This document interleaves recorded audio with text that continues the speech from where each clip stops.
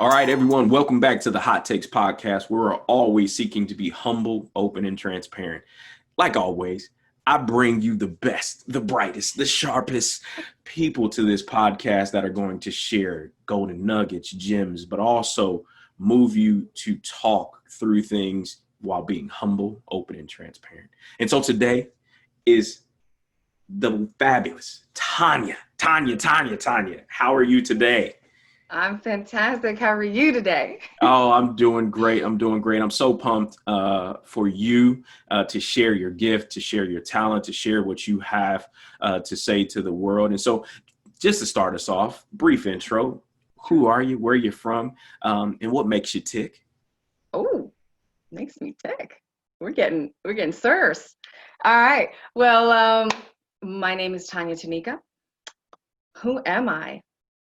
I am a broken, humbled activator.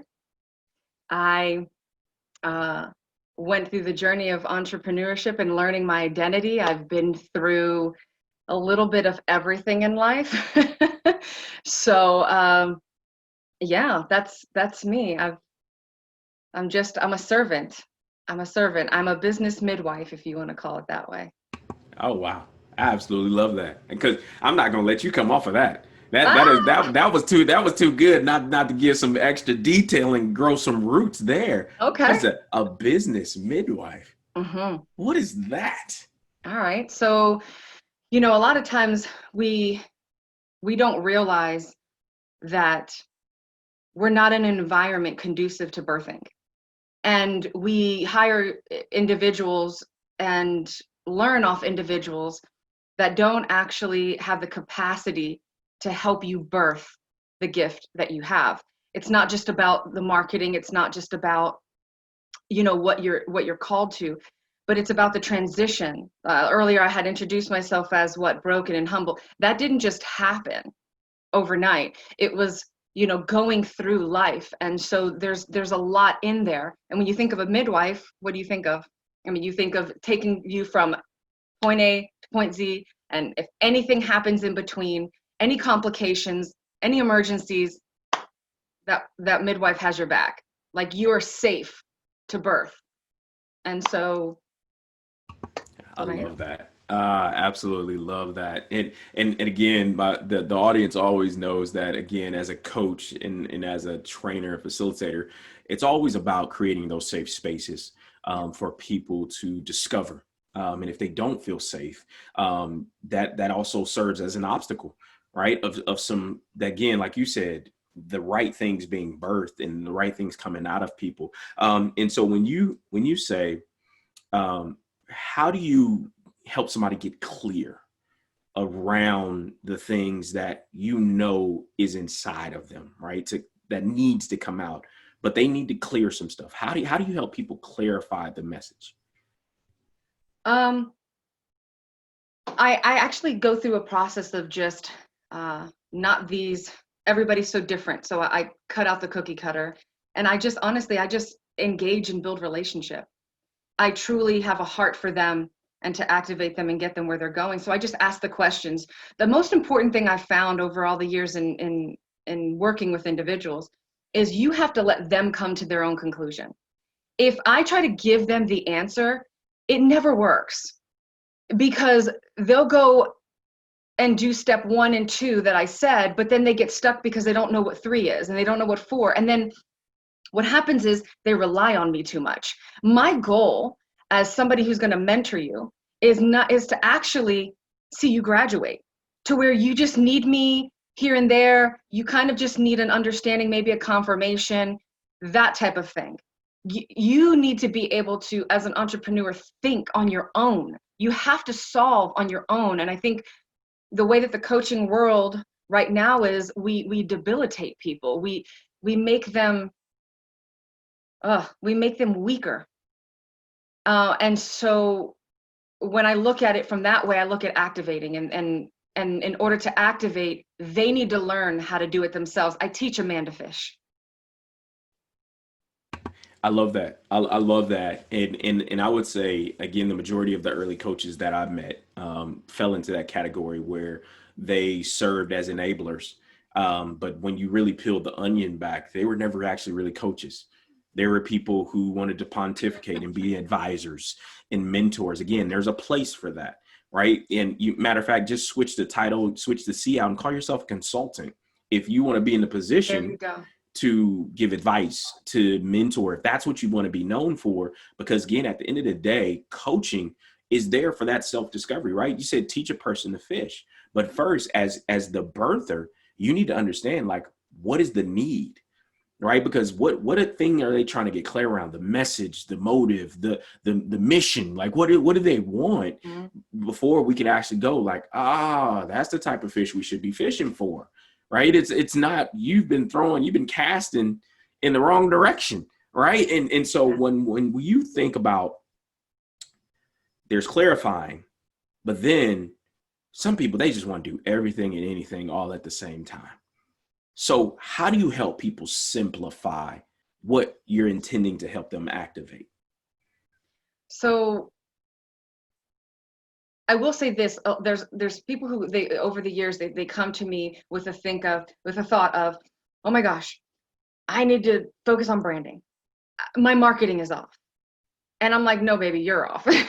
you know, I mean, let's just be honest. I mean, you're still dealing with daddy issues and you're dealing with trauma and you're dealing with this and you're dealing with that. And, you can't even have the discipline to get up in the morning and work out and drink water and do the simple things that you need to do to keep your mind healthy and clear. So that's the biggest problem, because how you show up every day in your regular life, people separate this thing. Okay, they separate life, business, their walk with, my walk with God, but whatever anybody else follows. So they separate everything.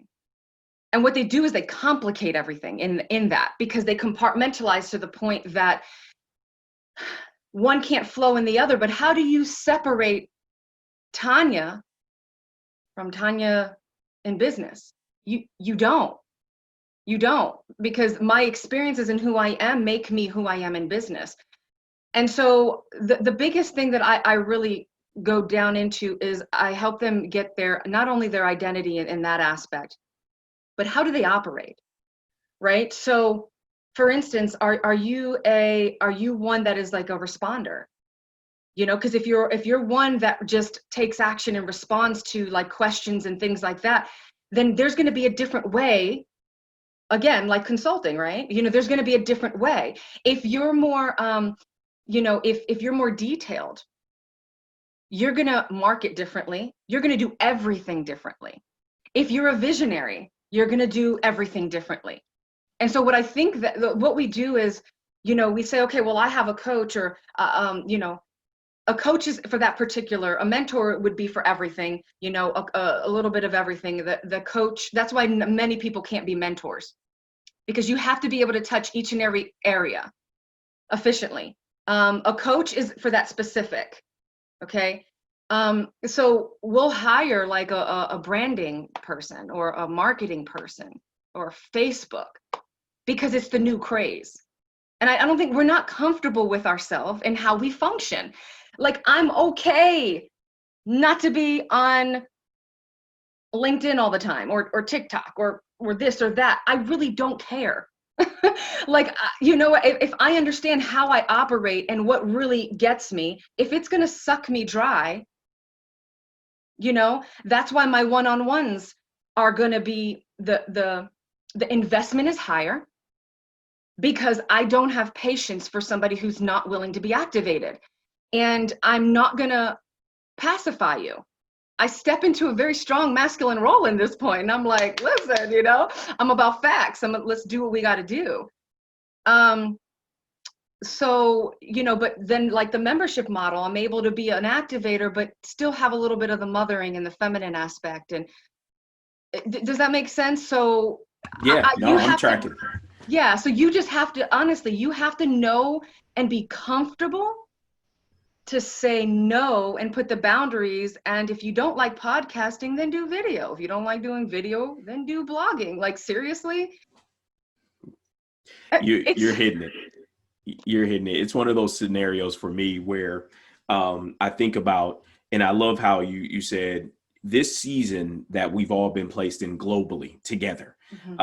of the, whether you call it a pause, whether you call it a shift, whether you call it new normal, next normal, whatever you're calling it, Whatever it is. it's normal, right? And one thing you hopefully understand is there was never compartmentalization in, or the idea that you were doing it effectively, right? Because when you now have to be business owner, parent, spouse, workout partner, accountability, whatever, all of it's on the same noodle now. Yeah. Right. I love a book. It's Men Are Like Waffles, Women Are Like Spaghetti. As a couples book. Like, I love I that, like how it that. used to talk about the wife is a spaghetti noodle and they think about everything is on the noodle. Well, now male, female, child, everything's on the noodle together. So we're now experiencing spaghetti mindset where there's been no real there. I could shut my door and I could be podcaster, I could be host. But then when I open that door, life is going to be waiting on right on the other side of that door. And then I now have to flip the switch. Okay, now I'm husband Lawrence again. Now I'm fur baby daddy, where I get to walk the dog now. And no, it's all running together now. Yeah. And so we have to be mindful. And I love how you talked about just being able to simplify what's right for you today, right? Understand everything's going to shift, everything's going to move, but what's right for you today? Mm-hmm. And so when you tell people, because again, that could be daunting. That could be so daunting to think about being the exact same person all the time. Go figure, that's tiring. I could be me all the time. Man, what a concept. But I like how do you get people to now absorb that as a truth and begin to take action? So, you have to get to the root of why they're nervous or afraid to be themselves and show up like themselves every day. Because, see, you have those individuals that like me, I understand that I'm a visionary, I'm creative, I'm an activator. A lot of my peace comes and my creativity and my ideas come and are activated within myself. I need to know how that happens. What activates me? Well, when I get out, I'm in the sun, I'm eating right, I'm working out, I'm drinking water, I'm taking time, I'm stepping away. If I see that I'm not creative that day and something's not happening, and I finish the things I need to finish and I walk away. I don't sit there thinking that I have to be there 8 hours because I have a business. No, I'll go read a book or I'll do something else that activates. So my question is, and this is where I say that you cannot separate. My question is, how healthy is your marriage? Are you showing up in your marriage or dating or whatever? My question is, with your children, how are you showing up? My question is, with your family. My question is, what is your mindset with money? What is your mindset with business? Why are you in business? Are you really an entrepreneur? Because we like to throw this around. An entrepreneur is a builder. They are a creator of wealth, okay? They're a creator of wealth. They solve problems. They are capable of having anything thrown at them and they just, okay, what do I need to do? And they put out the fires. Are you to work with somebody? So this is where we talk about positioning, but this is also where we talk about inner healing. Because if you're afraid to show up as yourself, if there is shame in saying, I'm not going to start till 10 o'clock, or fear, I'm not going to start till 11 o'clock because I'm going to go work out extra, sit out in the sun and do whatever with a notepad because I know I'm going to get a download, or I'm going to go spend time with my family. But yet, see, we show up on social media with all these beautiful pictures, these 2-second, I just spent with my kids, and it's like, wait, what? You didn't, why are you lying? I'm I like, love it. so like, for me, what I look at is, this is where I deal with trauma and inner healing. And this is where you look at how mentorship is so important. This is the birthing process that we talk about. It gets ugly. it gets ugly, but you have to do the work, to get there. So in short, I mean, really the key here is the inner healing and finding out what really is the problem.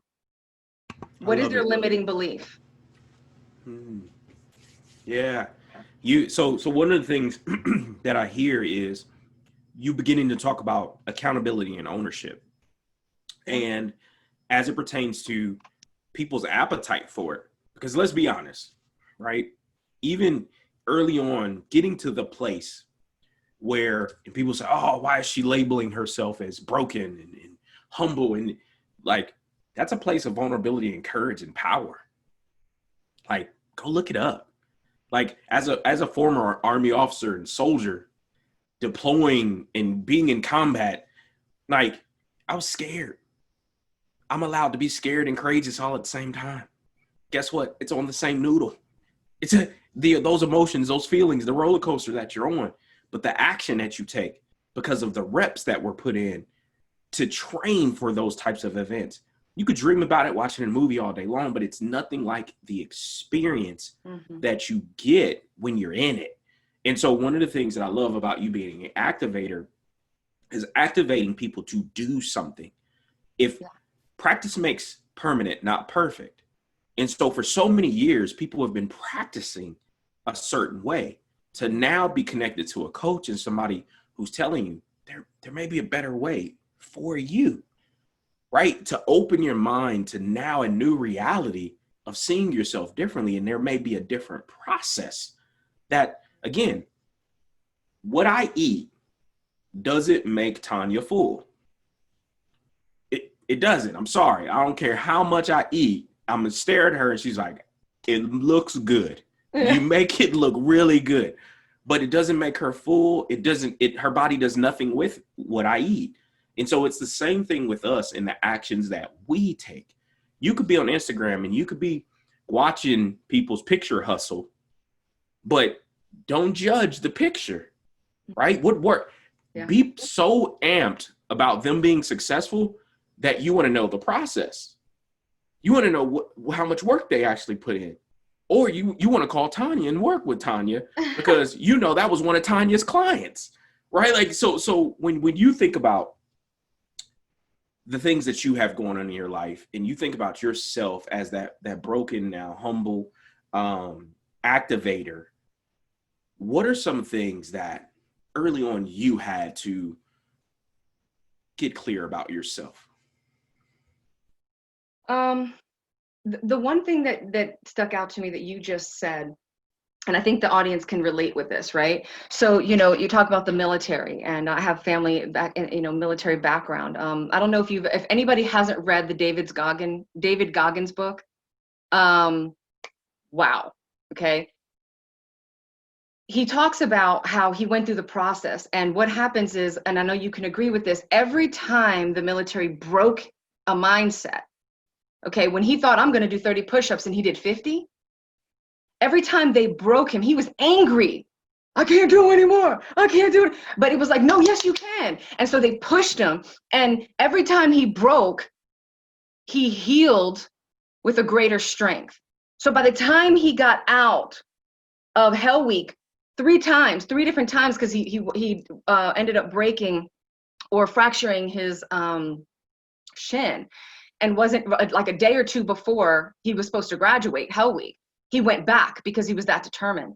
And it was just so interesting because why would somebody want to be broken? Why? So what I had to do, and this is the main thing, is surrender. Because it allows me to serve my individuals, my people, in a way that there is no ego. You don't want Tanya with an ego. You don't want Tanya with pride. You don't want Tanya with all this baggage and trauma, because that Tanya cannot pour into you the way that a broken Tanya can. Right? Because I know that there's been coaches that have pulled back from me because they're like, or coach in a way that is like, oh, she's intimidating me. I know what I carry. I'm confident in what I carry. So if you can't handle that, if you can't handle what I'm going to birth, your ego and all those other things are going to get in the way. So in order for me to be the best, I had to learn. What did I have to learn? Surrender. I had to learn why I did what I did. I had to take ownership of those things. And I had to go back. I had to go back into my daddy issues. I had to go back into abandonment, back into molestation, back into, you know, making myself throw up, back into suicide, but whatever. I had to go back and take ownership and identify that didn't identify who I am and who I can be and my outcome, but it was a part of my life. And what can I grasp of it and not be a victim anymore? I had to step away from, this happened to me. Like, right? Because, you know, we get this is not happening to you, it's happening for you. And so, you know, you're only going to go as high as your level of your surrender and your willingness to be broken. I love that. Yeah, and again, and so for those of you who are listening out there, again, understanding people at various stages, right, of understanding, and you're listening to someone who took on the journey, right, and again, not life happening to them, but them beginning to happen to life. Right. And I love the rising of a coach, of the phoenix, of through the fire, and of that refinement. Right. Again, owning the scars, owning the cuts, owning the bruises, the knots on the head. And if you live life in any amount of time, you're gonna end up with a knot or two, and a scar or two. But it's what you do with it as a part of your story.